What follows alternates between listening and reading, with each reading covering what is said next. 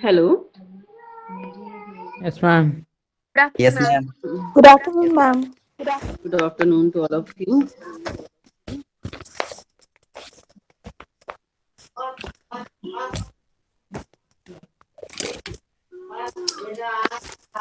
कई स्टूडेंट्स को अभी भी प्रॉब्लम है कि मैम कैसे असाइनमेंट बनाना है, क्या करना है।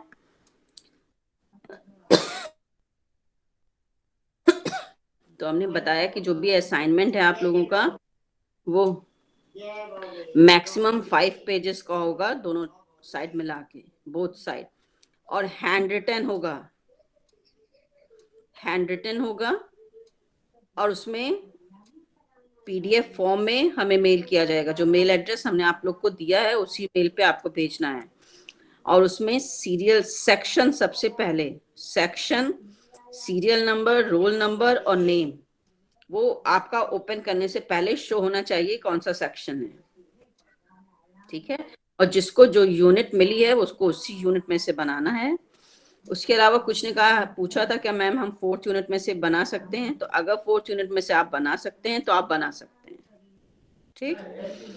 4 चीज की जिन स्टूडेंट्स का रोल नंबर जो हमने लिस्ट भेजी है उसमें नहीं है तो परेशान होने की जरूरत नहीं है। कुछ लेट फीस या जो भी प्रॉब्लम की वजह से नाम अभी यहाँ पे नहीं आ पाया होगा, तो जैसे सबको असाइनमेंट भेजना है वैसे आपको असाइनमेंट तो जरूरी सेंड कर देना है। और फिर अगर जब भी यूनिवर्सिटी ओपन होगी तो आपको ऑफिस में कांटेक्ट करके बता देना है कि मेरा नाम यहाँ पर नहीं आया है।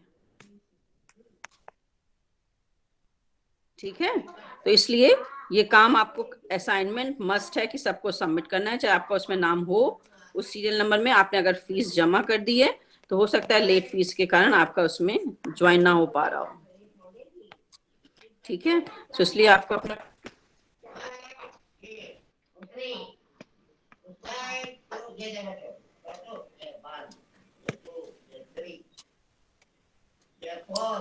स्क्रीन नहीं शेयर हो रही है आप लोग को? यस मैम, स्क्रीन नहीं दिख रही। No ma'am.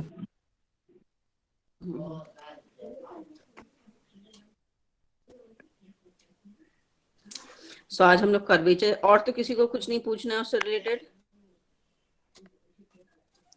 Ma'am, general method of finding isotopes में मैम 2 आइसोटोप्स निकल जा रहे हैं, लेकिन मैम एक आइसोटोप नहीं निकल पा रहा।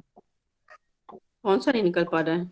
मतलब मैम उस मेथड से मैम सारे आइसोटोप्स आ जाते हैं कि कोई एक छूट जाता है? जो कोऑर्डिनेट एक्सिस के पैरेलल होते हैं वो अक्सर उससे नहीं निकल पाते हैं। तो सबसे पहले आपका फर्स्ट स्टेप यही होगा कि सबसे पहले आपको चेक करना है कि कोऑर्डिनेट एक्सिस के पैरेलल कोई एग्जिस्ट कर रहा है या नहीं। तो कोऑर्डिनेट एक्सिस के पैरेलल जो है वो अगर उससे इजीली निकल आते हैं वो निकाल लेना है। फिर अगर उसके बाद बचते हैं, जैसे कई बार हम लोगों ने क्वेश्चंस किया कि 4 डिग्री, जिस भी डिग्री की इक्वेशन होगी हाईएस्ट डिग्री की मैक्सिमम उतने आइसोटोप्स एग्जिस्ट करेंगे, उससे कम भी एग्जिस्ट कर सकते हैं और नहीं भी हो सकते हैं। तो स्टार्ट आपको कोऑर्डिनेट एक्सिस के पैरेलल से करना है। जब वो निकाल चुके हैं उसके बाद फिर वो ऑब्लिक आइसोटोप्स पे आना है, फिर उससे सब निकल आएंगे। ठीक है। मैम एक लिमिट वाला मेथड था मैम आइसोटोप्स फाइंड आउट करने का, उसमें मैम थोड़ा सा हिंट दे दिए मैम, लिमिट उसमें कैसे लेते हैं? तो लिमिट आपको बताया तो था लास्ट लेक्चर में, लिमिट वाला मेथड भी तो बताया है आपको कि जो लीनियर फैक्टर जो हाईएस्ट डिग्री के टर्म्स होंगे उनको पहले लीनियरली फैक्टराइज करना है। फैक्टराइज करने के बाद उसके पैरेलल में जैसे के की वैल्यू निकाली थी उसी तरह से लिमिट की भी बताई थी हमने। सो बहुत ज्यादा कॉम्प्लिकेटेड मेथड्स में मत पड़िए, वो अप्लाई भी आप तभी कर पाएंगे जब आप हाईएस्ट डिग्री के टर्म्स को लीनियरली फैक्टराइज कर पाएंगे एंड ऑल आर डिस्टिंक्ट। वो मेथड आप तभी अप्लाई कर सकते हैं। जैसे एक फैक्टर आ गया x plus y equals to 0, एक फैक्टर एक्स प्लस वाई आ गया, दूसरा एक्स प्लस 2y प्लस 1 आ गया, मान लीजिए, बाकी जो भी हैं। तो अगर इसमें रखना है लिमिट के फॉर्म में तो इसके मतलब एक asymptotes parallel to x plus y equals to 0 के है, दूसरा item asymptotes x plus plus 1 y के। और अगर आप हाईएस्ट डिग्री के टर्म को इस तरह से फैक्टराइज कर पा रहे हैं तब। स्क्रीन शो हो रही है सबको? Yes ma'am. Yes ma'am. Yes, ma'am. Yes, ma'am. to x plus y equals to 0, other asymptotes is parallel to x plus 2y plus 1 equals to 0. So limit लेने का मतलब है कि हम अब पैरेलल निकाल रहे हैं तो m तो दोनों का सेम होगा, सिर्फ c इंटरसेप्शन जो है वो डिफरेंट होगा. सो अगर हम इस आइसमटोट के लिए लिमिट कंसीडर कर रहे हैं, सो ये क्या हुआ, y equals to minus x. This implies that y by x equals to minus 1. तो जब हम यहाँ लिमिट कंसीडर करेंगे, सो दिस मीन्स कि x प्लस वाई के पैरेलल अगर हम ले रहे हैं तो limit y by x tends to minus 1 and x tends to infinity. समझ में आ रहा है? बाकी यहाँ पे जो भी टर्म्स लोएस्ट डिग्री के होंगे. जिसने पूछा था उसको समझ में आ रहा है? Yes ma'am. अब अगर इसका हम लेंगे तो हमें केवल क्या देखना है, स्लोप देखना है. सो this means this equation is 2y equals to minus x minus 1. So y equals to minus 1 by 2x minus 1 by 2. तो हमें सिर्फ स्लोप से मतलब है. This means y by x equals to minus 1 by 2. I value हमें इस interception ही को तो निकालना है. तो y by x, this means ये वैल्यू m है. इक्वेशन होती है y equals to mx plus c. तो यहाँ पे लिमिट क्या हो गई, जब हम लिमिट कंसीडर करेंगे, जब इसके asymptotes, this means x plus 2y plus 1 equals to limit y by x tends to minus 1 by 2 and x tends to infinity. यहाँ पे फिर x plus y और बाकी जो भी टर्म्स आएंगे. अब क्लियर है? Yes ma'am. तो हम इन लाइंस के पैरेलल आइसमटोट्स, तो ये m की वैल्यू को बस स्टैंड करना है, इससे फिर हमें यहाँ पे मतलब नहीं होगा. ठीक. तो ये मेथड भी अप्लाई आप तभी कर सकते हैं जब उसका इक्वेशन में जो हाईएस्ट डिग्री टर्म है उसको हम लीनियरली फैक्टराइज कर पाए तब. तो अगर नहीं कर पाएंगे तो इस मेथड से हम फाइंड आउट नहीं कर पाएंगे. ठीक है. तो जो 5 वाला मेथड है वो जनरल मेथड. तो स्टार्टिंग आपको हमेशा पैरेलल टू कोऑर्डिनेट एक्सिस से ही करनी है कि highest degree coefficient of x and highest degree coefficient of y से करनी है. उसके बाद फिर ये 5 वाले मेथड पे आना है. इससे ऑब्लिक आइसमटोट, दिस मींस की asymptotes which are now parallel to the coordinate axis. आप क्लियर है?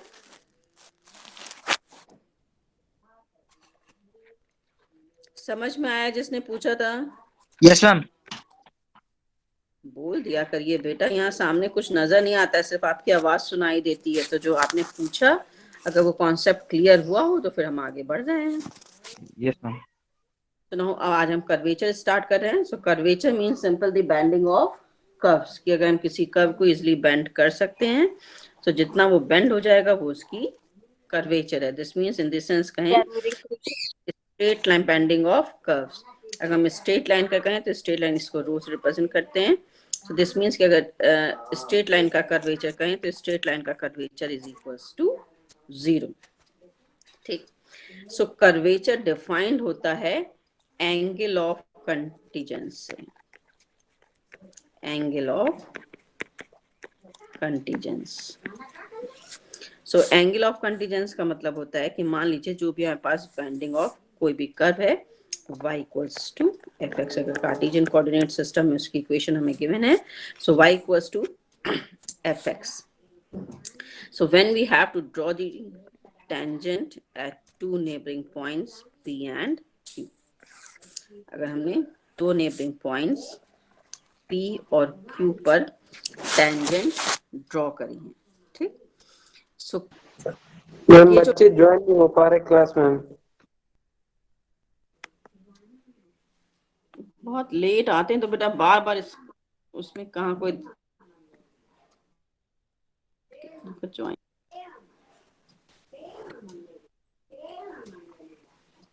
ज्वाइन ही कराते रहेंगे, पढ़ाएंगे कम.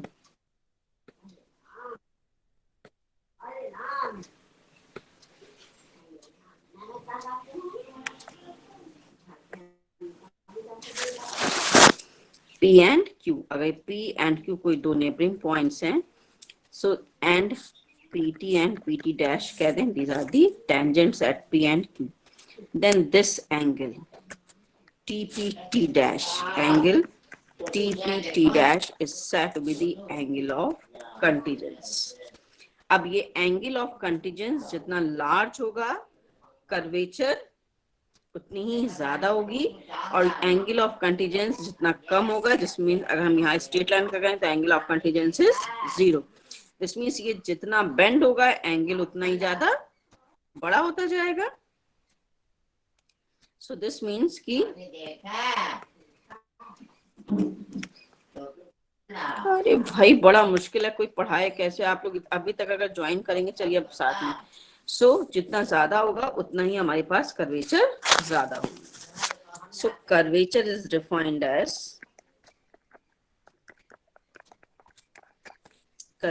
Defined as ratio of angle of contingence divided by arc PQ. Arc का मतलब हम बताया था डिस्टेंस अलोंग दी कर्व. तो जो भी हमने बेंडिंग ली है, दिस मीन्स अगर ये दो आर्क ली हैं, इसमें हमने टेंजेंट ड्रॉ करी है, दिस मीन्स ये P एंड Q. सो ये जो डिस्टेंस अलोंग द कर्व है P से Q तक, this is arc PQ. So angle of contingence is curvature equals to angle of contingence upon arc PQ. तो अब अगर हम आर्क PQ की बात कर रहे हैं, so this shows that So this implies that which is depend on the arc PQ. अगर हम arc PQ से डिवाइड करें एंड द रेसिप्रोकल. अब हम कर्वेचर एट एनी पॉइंट कहें अगर P की आर्क, तो हम आर्क कैसे डिफाइन करते हैं कि इस कर्व पे कोई भी फिक्स पॉइंट कंसीडर करते हैं and let arc AP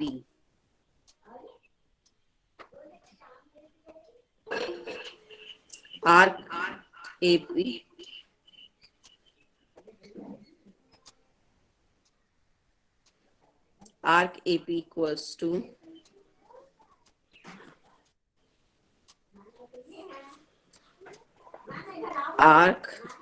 equals to S. अब Q इसका नेबरिंग पॉइंट है, तो हमने कहा कि arc AQ equals to S plus delta S. अब अगर यहाँ पे arc AP equals to S plus delta S है, सो आर्क PQ कितनी हो गई, इस पूरे डिस्टेंस AQ में से हम AP माइनस कर दें. अगर यहाँ से इस AQ में से AP माइनस कर दें तो ये आर्क निकल आएगी, this means delta S. And angle of contingence, this means अगर ये साई है, ये angle psi plus delta psi है, तो ये एंगल ये क्या हो गया, delta psi. So this angle is delta psi. So this means angle of contingence is delta psi. So curvature क्या हो गई, so curvature equals to delta S upon delta psi upon delta S. अब Q tends to P, limit delta S tends to 0 कहें या फिर Q tends to P. जैसे Q point P को approach करेगा, आर्क लेंथ डेल्टा S जो है वो 0 का अप्रोच करेगी, तो this means d psi by ds. So curvature is equals to d psi by ds. And reciprocal of curvature is said to be the radius of curvature.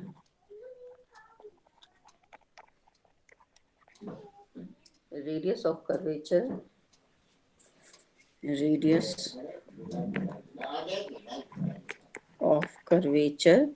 is equals to ds by d psi.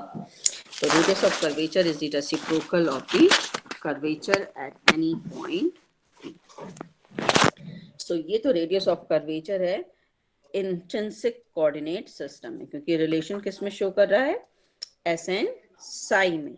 So this is the radius of curvature in intrinsic coordinate system. Intrinsic coordinate is the relation between S and psi. So S and psi में जो relation होता है, this relation is said to be the intrinsic relation. जैसे हमने कहा कि अगर हम एक्स वाई में रिलेशन कहते हैं सो कार्टिजन, दिस मीन्स कि अगर हम y equals to fx form कह रहे हैं, सो कार्टिजन इक्वेशन। r और थीटा में कह रहे हैं तो पोलर इक्वेशन, r और p में कह रहे हैं तो पीडल इक्वेशन। उसी तरह से s और psi में कहते हैं, सो this is the intrinsic equation. So curve की इक्वेशन अगर हमें इंट्रिंसिक इक्वेशन दिए, this means the relation between s and psi, where s is the arc length of the curve and psi is the tangent which making with x axis. This point is q, ये tangent है, ये ध्यान रखिएगा, यहाँ पे cut कर देती है तो कट नहीं है। So this means this is t dash, and this is delta psi. This is psi plus delta psi. This point is p. So t and t dash. So s और psi में relation है. So radius of curvature is given by ds upon d psi. So अगर and it is denoted by rho. So radius of curvature in intrinsic coordinate system is given by ds by d psi. ठीक। अब अगर यही हमें curve की equation जो है वो कार्टेशियन कोऑर्डिनेट सिस्टम में दी हो तो ये फॉर्मूला कैसे फाइंड आउट करते हैं। So in Cartesian, now circle of curvature and so on. Now next है यहाँ पे सर्किल ऑफ कर्वेचर।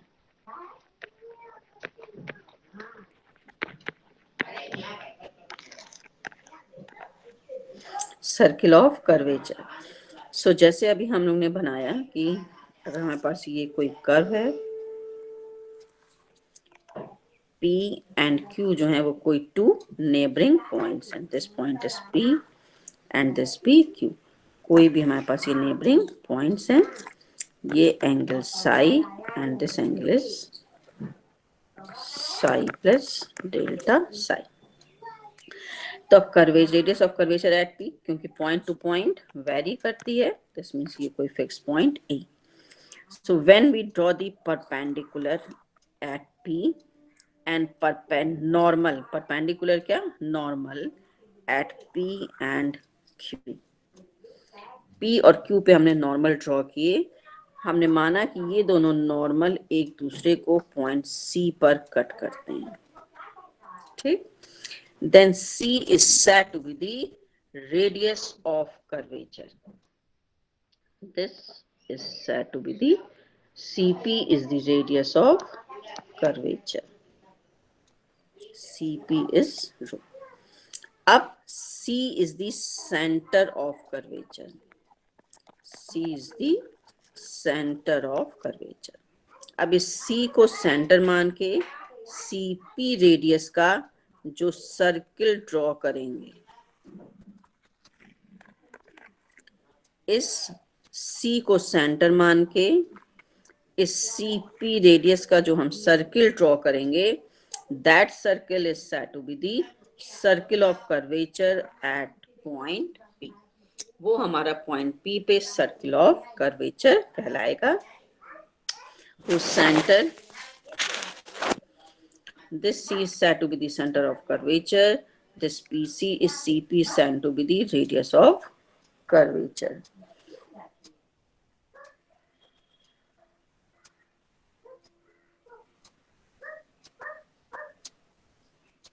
और इस P से हम जो भी कॉर्ड ड्रॉ करेंगे which is said to be the chord of curvature, चाहे हम ये कहें, दिस मीन्स अगर ये कहें या AP कहें, these all are the chord of curvature through P.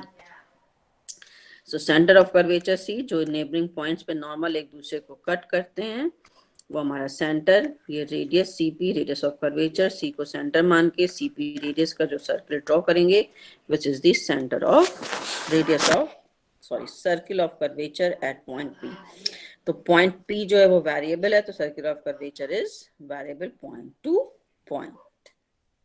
तो जो हम लोग ने अभी radius of curvature find out किया, अगर कर्व की इक्वेशन हमें इंट्रिंसिक कोऑर्डिनेट सिस्टम में गिवन हो। इन कार्टेशियन कोऑर्डिनेट सिस्टम में अगर कर्व की इक्वेशन गिवन हो, this means the relation between y and x, तो हमें पता है कि अगर x और y में रिलेशन हमारे पास गिवन है तो हम dy by dx की वैल्यू जो है वो इजिली फाइंड आउट कर सकते हैं। So in Cartesian coordinate system जो हम लोग ने पढ़ा है सिर्फ उसी से सब कुछ निकालते हैं कि वी नो दैट कि tan psi equals to dy by dx। अब इसी को अगर हम x के रिस्पेक्ट में डिफरेंशिएट कर दें, so this means d2y by dx2 equals to sec square psi and d psi by dx।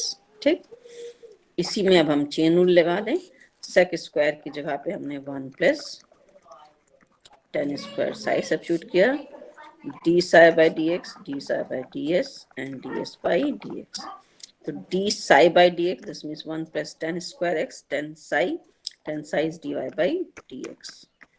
So 1 plus dy by dx whole square, ds upon d psi क्या हो गया, रो, and ds upon dx क्या होता है, 1 plus derivative of arc जब हम लोग ने पढ़ा, dy by dx whole square।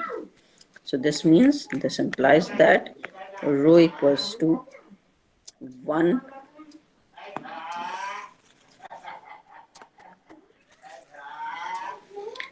rho equals to 1 plus dy by dx whole square whole to the power 3 by 2 divided by d2y by dx। So this is the radius of curvature in Cartesian coordinate system। So Cartesian coordinate system में हमें radius of curvature find out करनी है। So this is the radius of curvature। Okay?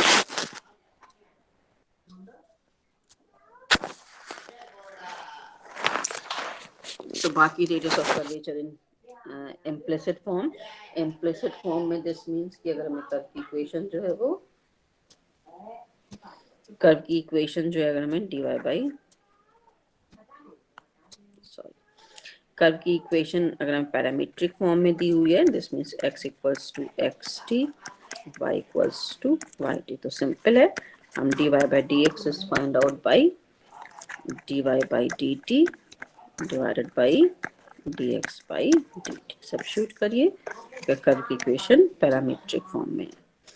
अगर curve की equation implicit form में given है, this means the relation of the form fxy equals to 0, तो हम लोग ने ये भी निकाला है इम्प्लिसिट फॉर्म में गिवन है, तो dy by dx हम इजीली फाइंड आउट कर सकते हैं by using partial derivative. This means कि minus del F by del X divided by del F upon del Y. तो मेन सिर्फ हमें कार्टेशियन कोऑर्डिनेट सिस्टम में वैल्यू सब्स्टिट्यूट करनी है। So,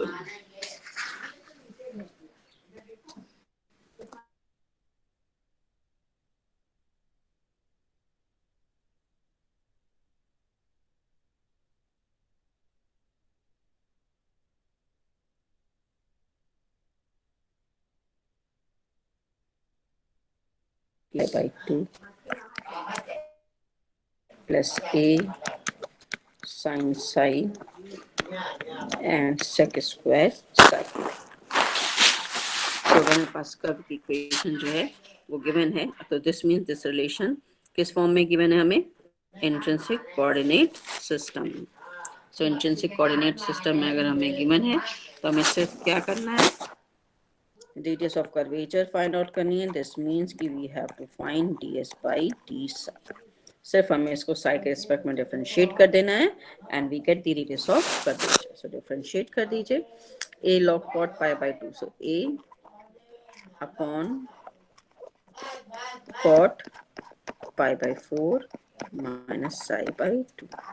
cot का क्या होता है, cot का डिफरेंशिएशन क्या होता है, minus cos x square, minus cos x square x, sorry cos x square pi by 4 minus psi by 2। ठीक, उसके बाद अब हमें pi by 4 minus psi by 2 को करना है, so minus 1 by and plus this is the product of two function, तो sine psi को किया तो a cos psi sec square psi plus sec square psi is 2a sec psi का क्या होता है, sec साई का क्या होता है, sec साई tan साई, तो sec square psi tan psi. अब बस इसको सिंप्लीफाई कर लीजिए, we get the answer, this is 1/2। सबको cos और sin में कर लें तो कुछ कैंसिल होगा, एक cosec तो बड़ा लंबा हो गया, -1/2 minus minus plus cosec psi, cot psi का क्या हो जाएगा, cos π/4 माइनस साई/2 डिवाइडेड बाई साइन, कुछ गलत लिख दिया हमने, cos लिख रहे हैं तो साइन ऊपर आएगा, साइन एंड cos π/4 माइनस साई/2, cosec स्क्वायर का क्या हो गया 1/, साइन स्क्वायर π/4 माइनस साई/2 प्लस 1/cos साई, तो क्या हो गया a sec psi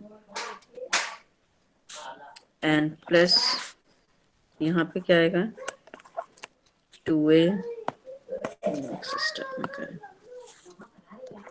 plus 2a sine square psi upon cos square psi, cos cube psi, sec psi का 1/cos square psi and tan psi का sin साई cos साई, तो cos cube Sai.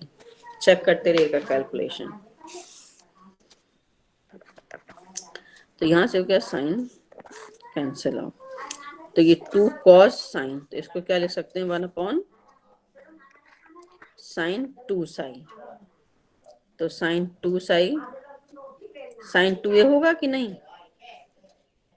Formula याद है, yes ma'am. इसमें 2a, तो ये क्या हो जाएगा sin 2a, तो this means π/2 minus psi and plus a sec psi and plus यहाँ पे क्या हो जाएगा 2a sine square Sai, check कर लीजिए, this is sine Sai and sec square Sai, तो साइन साई का हो गया, कुछ गलत कर दिया हमने, नहीं साइन साई का किया हमने cos psi and sec square psi, sec square का किया तो 2a साइन साई sec स्क्वायर sec psi and tan psi, तो यहाँ पे क्या है 2i sine square psi and sec 1/cos square upon cos cube, 2a sine square psi, सब sec में आ रहा है। चलिए देखते हैं, तो हम इसको क्या लिख सकते हैं,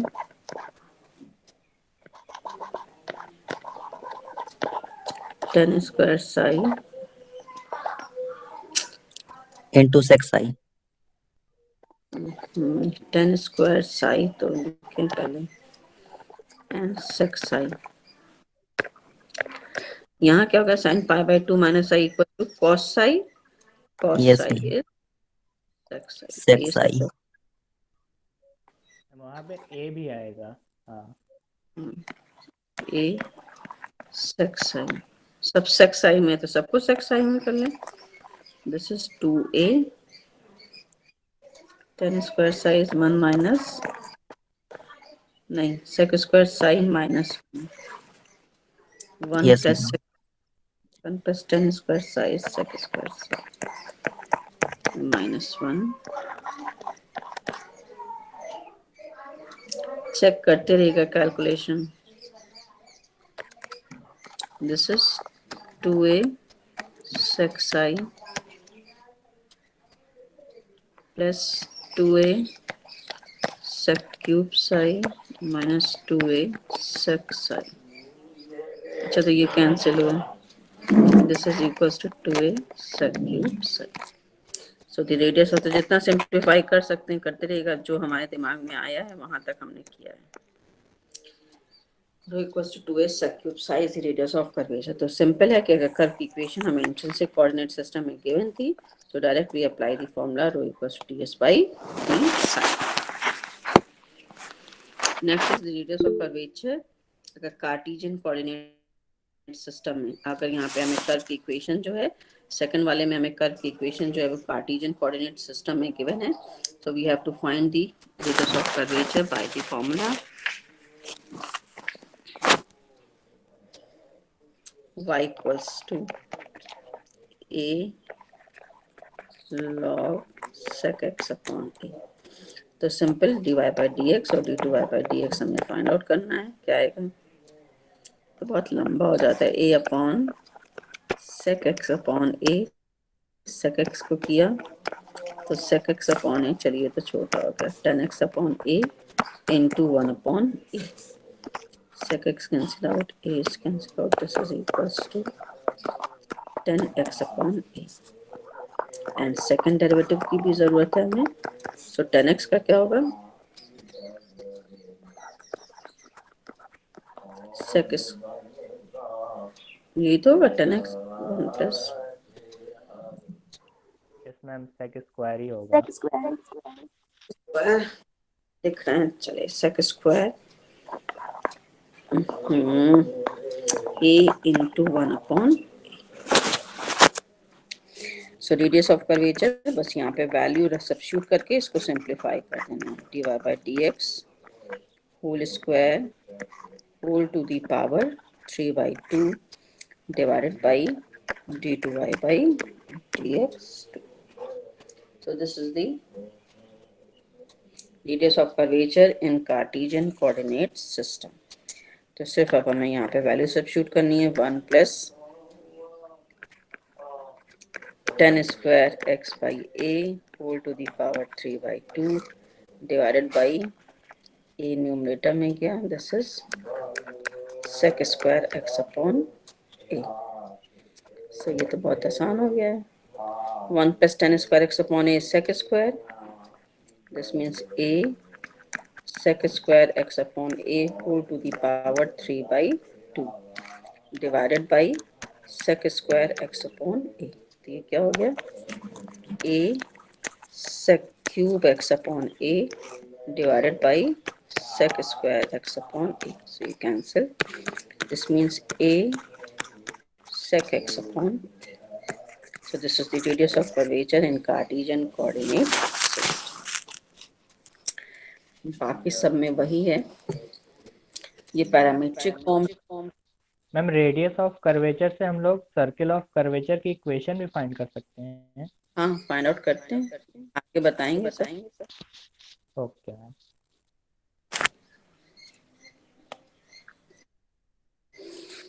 So prove that the radius of curvature at any point t on the curve this. चलिए तो वो भी सिंपल ही है कि कर्व की इक्वेशन सिर्फ a पैरामीट्रिक फॉर्म में दी हुई है. क्वेश्चन नंबर 7 में 3 cos t minus cos 3t and y equals to a 3 sin t minus sin 3t.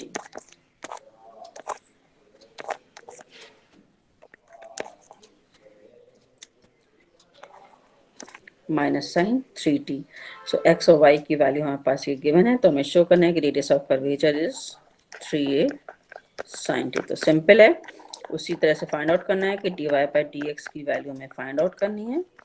dy by dt divide by dx by dt. और जो कार्टेशियन कोऑर्डिनेट सिस्टम का ये formula है उसमें यहाँ पर सब्स्टिट्यूट कर देनी है.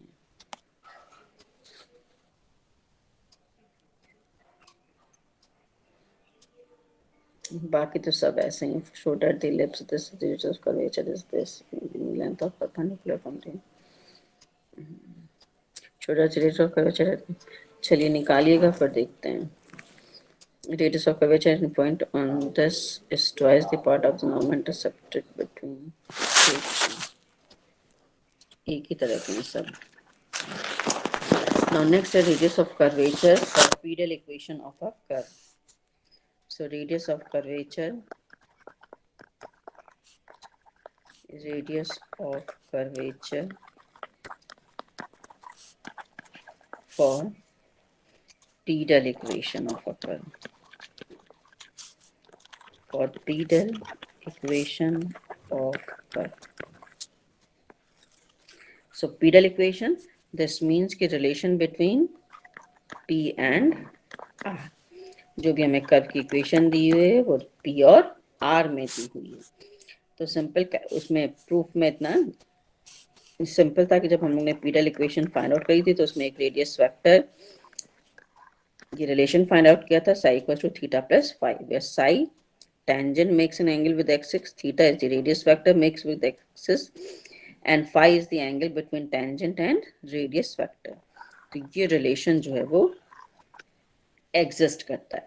सो पीडल फॉर्म में रिलेशन, दिस मीन्स पी और आर में अगर हमें रिलेशन फाइंड आउट करना है तो simple we differentiate d psi by D s. हमें पता है 1/रो का फॉर्म हुआ एंड एस के रिस्पेक्ट में कर रहे हैं, so D theta by D S plus D phi by D S.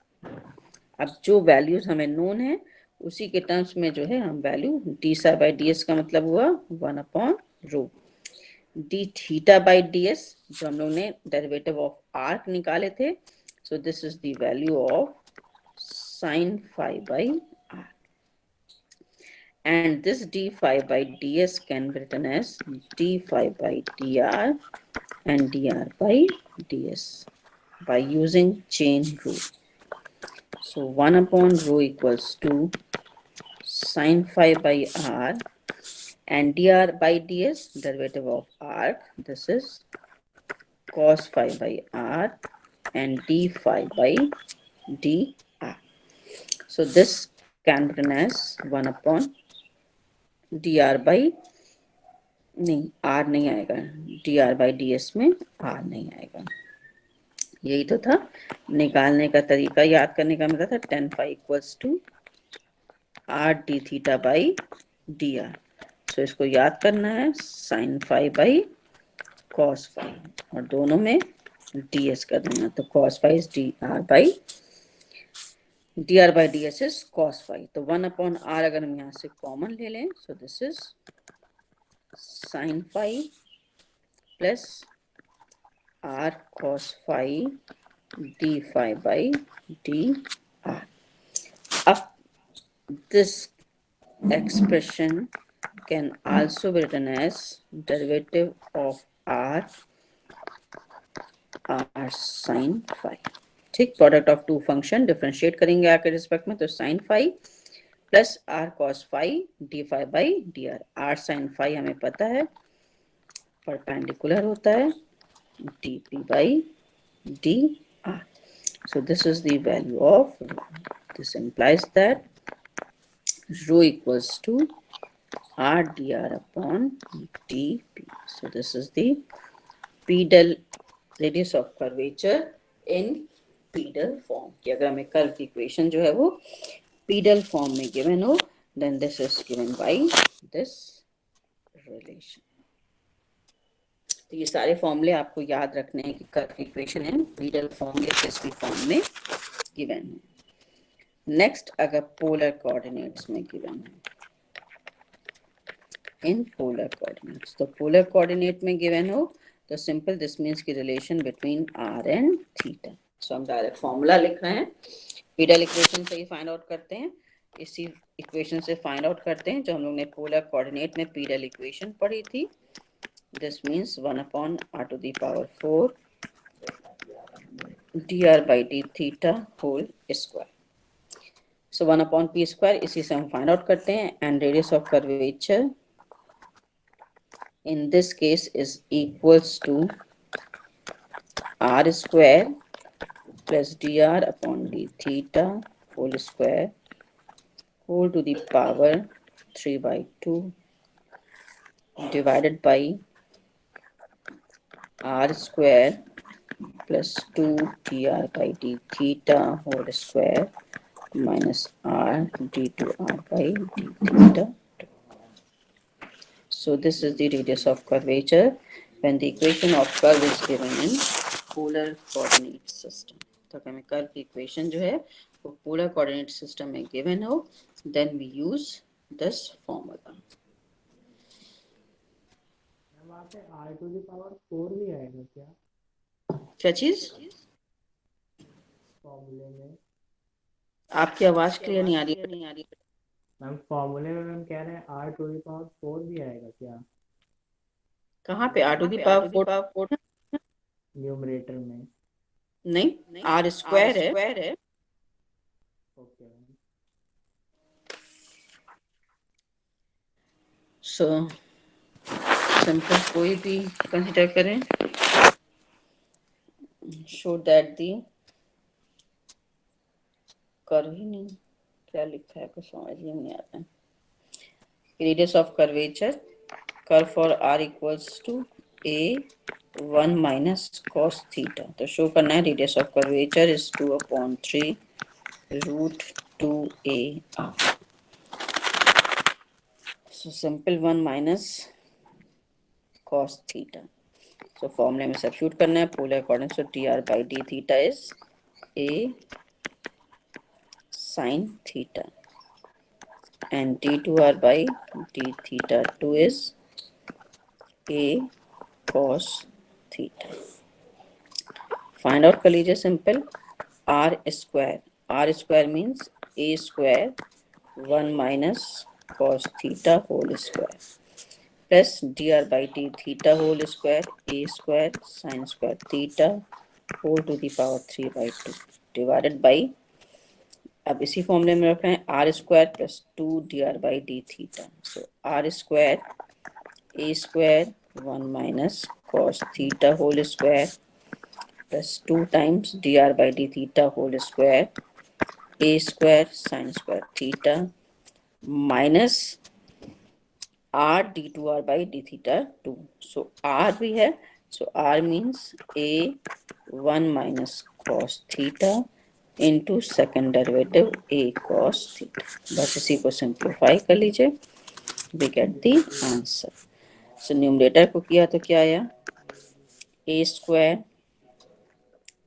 minus 2a square cos theta plus a square sin square theta, sorry, cos square theta plus a square sin square theta whole to the power 3/2 divided by, लेंदी हो गया तो उसी तरह से करते चलिए, a square minus 2a square cos theta plus a square cos square theta plus 2a square sin square theta minus a square cos theta minus minus plus a square cos square theta. समझ में आ रहा है सबको?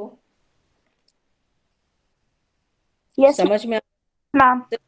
सिर्फ polar coordinate में system में दिया, तो इस फॉर्मूला जो है पोलर कोऑर्डिनेट का सिर्फ उसको वैल्यू सिंपल सब्स्टिट्यूट कर दिए और उसको सिंप्लीफाई कर रहे हैं और कुछ भी नहीं. तो अब ये करेंगे तो a square cos square theta plus a square sin square theta is a square. तो a square is 2a square common हो गया.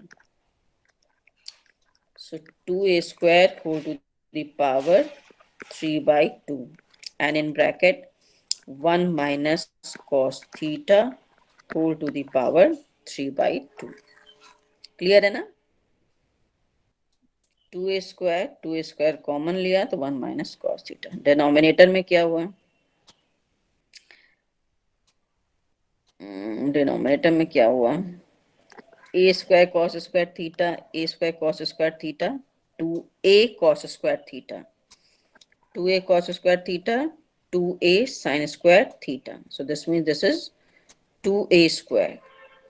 This 2a square and a square is 3a square minus 2a square cos theta, a square cos theta is 3a square cos theta. तो ये क्या हो गया, 3/2, तो कितना हुआ, 2 to the power 3/2, 2√2. 1 minus cos theta को क्या लिख सकते हैं, चलिए यही लिखा रहने दें, 1 minus cos theta whole to the power 3/2, denominator में 3a स्क्वायर लिया तो 1 minus cos थीटा, तो कितना आया, दिस इज 2√2.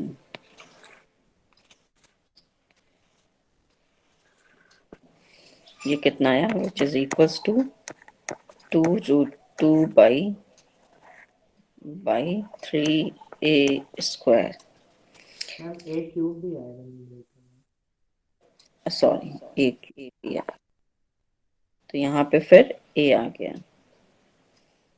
a क्यूब है तो ये आ गया a, and 1 minus cos theta 3/2 -1, तो कितना आया, 3/2 -1, so this means 1 minus cos theta whole to the power 1/2. अब इसकी जगह पे 1 minus cos theta, जिसके टर्म्स में लिखना उसी के टर्म्स में लिखते हैं, तो 2√2/3a, this means 1 minus cos theta की जगह क्या लिख सकते हैं, r/a. So this can be written as 2√2/3√ar.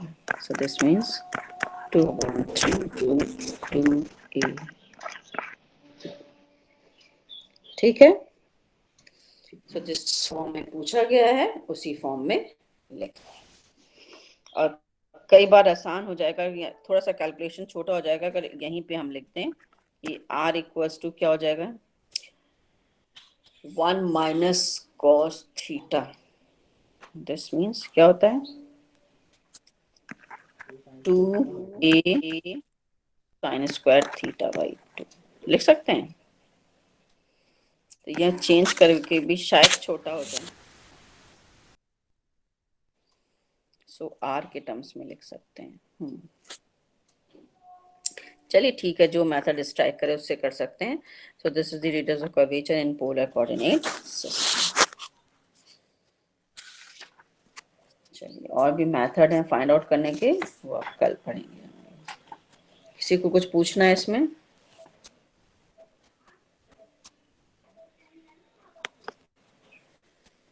किसी को कुछ पूछना है, नो मैम.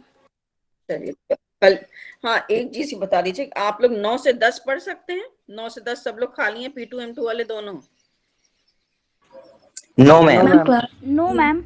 No ma'am. 9 से 10 खाली नहीं है आप लोग, नो मैम. नहीं मैम, नो क्लासेस मैम, चलती हैं. नहीं मैम. चलिए तो फिर सैटरडे को मुश्किल होगी, देखते हैं, और किसी टाइम 2-3 से पहले किसी टाइम फ्री है या बाद में,